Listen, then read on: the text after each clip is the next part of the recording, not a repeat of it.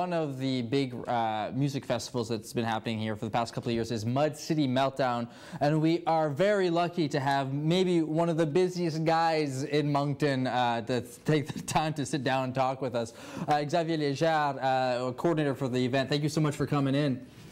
My pleasure to be here. You're wearing the Jeu de la Francophonie shirt. You're a volunteer, and you're telling me you've been up since 4 o'clock in the morning. You're literally just running in from one event to do this, and then off again.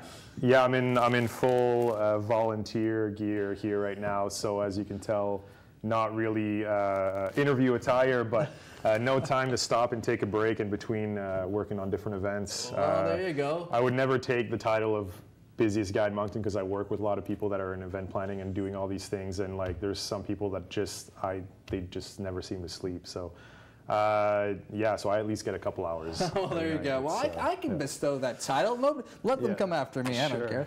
No, that's good, man. Thanks so much for coming in. Obviously, you're running around. It's great that you're helping out with them, but you also have this big event coming up next weekend with City Meltdown. What year is this? 2, 3? This is the 3rd edition for the festival here. Yeah. So no, really excited about it. I mean, there's a lot of work behind the scenes, obviously, every year to put on a show like this, but this year we're kind of going all out. Going bigger than ever with some of these shows, with like the main stage, new main stage at Riverfront Park. We've got the biggest headliners, biggest bands we've ever had with Headstones and Lanois, and clearly all the other shows that we have going. And not to take anything away from our first 2 editions, we've had some great bands with Voivod, Mad Maze, Cybertronic Spree from Toronto, like a bunch of really great acts, but at the same time, we're really kind of pushing the envelope. Up, right? Yeah, there's a exactly. growth here. Yeah, there's an evolution to it. Yeah, for sure. I mean, any event, any festival, you know, you want to take the time to grow it over a certain period of time. We just never thought we'd be here so fast in year 3. We've been really lucky to have the support we've had from fans and just resources behind the scenes, from artists to different people in the industry that really support the idea of having a major music festival in Moncton. We were talking about it during the break. I want to ask you, how would you describe this particular festival? Because just from the artists that you've mentioned, they really are. It's quite eclectic in a way. There's a rock kind of theme to it overall, but some of these bands, they don't necessarily all fit into one genre. Yeah, yeah. So there is a lot of work that goes into curating every year. We try to bring something a little bit different, so that it's not, you know, kind of a stale, dated thing from year to year. There's a lot of work that goes into not only choosing which acts to bring to the festival, but how they fit together. So from your headliners all the way to, you know, some of the more underground shows that we have at the festival. We like everything to kind of have some sort of cohesion and fit a sort of a theme, but at the same time, we don't want to pigeonhole ourselves with one genre, one style of play. We just want high energy live entertainment, live music that people can really, you know, party and go out and get excited about, and just have a really great live experience. That's what it's all about for us. So you mentioned one new venue with the main stage, and always some other great venues coming in. Why don't you tell us about that? Yeah, Riverfront Park. I mean, it's been the stage for a lot of really great events, even in recent memory. From you know Inspires down there doing stuff. The city really puts on a lot of events down there. Acadie Rock in August every year, getting bigger and bigger every year. You know, it's the site for a lot of great community events, and we feel that it could be a great site for music festivals, like some of the other cities, like, you know, St. John, Fredericton, Halifax. They put on major events on their waterfronts, on their boardwalks downtown. We feel that Moncton is able to pull something like that off with the community backing we have here, with the infrastructure, which is, you know, sort of getting better a little bit every year. You see the willingness to invest in it from people, from the city, from the community, and we just kind of want to add to that. We want to bring another destination event for Moncton, for the region, and we feel that the waterfront is the best place to do it. And good on the city for seeing that, right, and helping out and saying, like, this is a great spot to hold the band. So if people are looking to have events held there, let them have a shot at it. Yeah, I mean, it's definitely still a lot of work because there has been a lack of infrastructure in the past. And you kind of have to do everything from scratch with of course, you incur more costs, and there's different things that you kind of have to deal with. And with being a paid event, it's a little bit different than a lot of the stuff that happens down there that's usually like free. Not that there's anything wrong with that. We do love seeing all those great community events come together, but it's a totally different approach, right? No, yeah. When you're really a festival, and these acts, obviously, Well, it's a different approach. It's a different model, and we feel there's room for that sort of event as well. And really, it just comes down to if the people like what you're doing, you're going to find out with ticket sales, right? They're going to tell you if it's worth investing in and it's worth growing, and you're doing the right thing, you're going in the right direction. So it's direct feedback from your market as far as what you're doing. And so far, it's been pretty positive. People seem to be excited about these shows, and it's going to be a great party. It's going to be a great time downtown.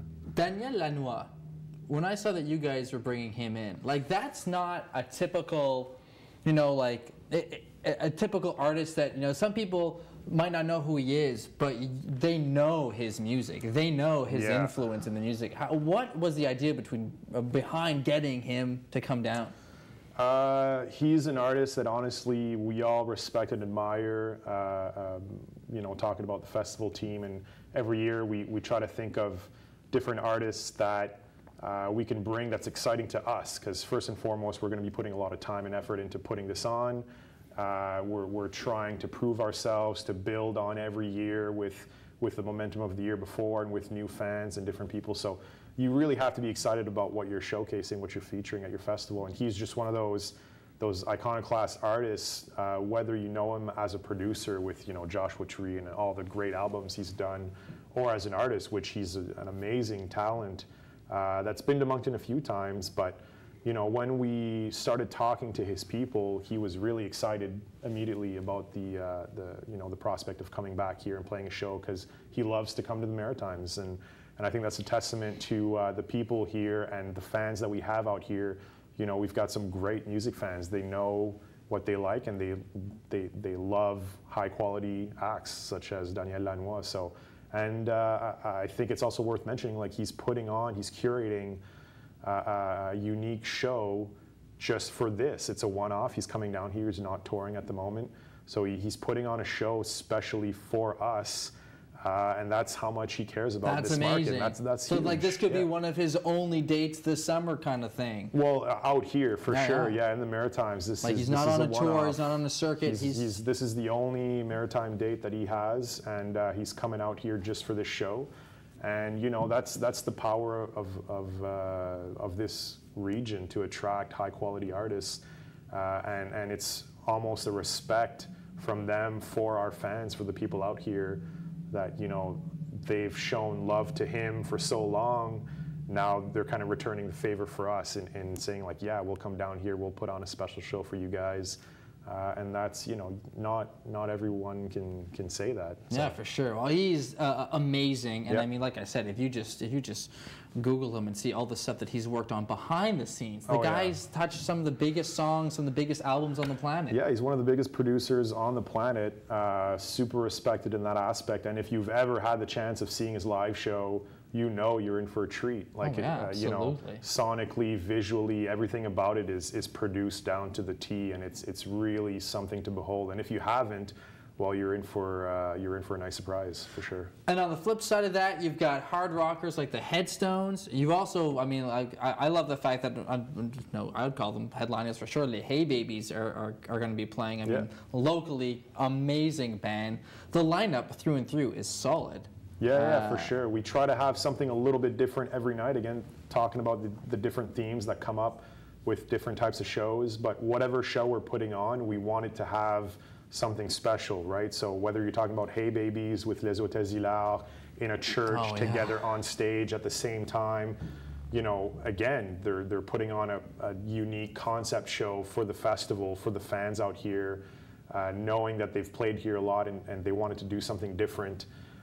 So we're just super lucky to have these amazing artists that want to do something cool in Moncton, of all places, because I feel like a lot of people get down on the fact that sometimes we live in a smaller market, but at the same time I feel like that's what we have to offer. Is it's a small market, but it's a tight-knit community, and a music fan out here are really of a a high standard of quality when it comes to what they look for in music and live events. And it's great that our own local artists are willing to pitch in and give the fans something absolutely unique, because I mean some of the artists coming out of here are huge.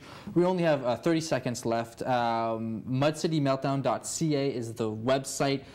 Check it out, gang. There's some great stuff. I want to mention last year Cybertronic Spree, a band that sang music from the Transformers the movie soundtrack. We didn't even have enough time to get into that, but that was bananas.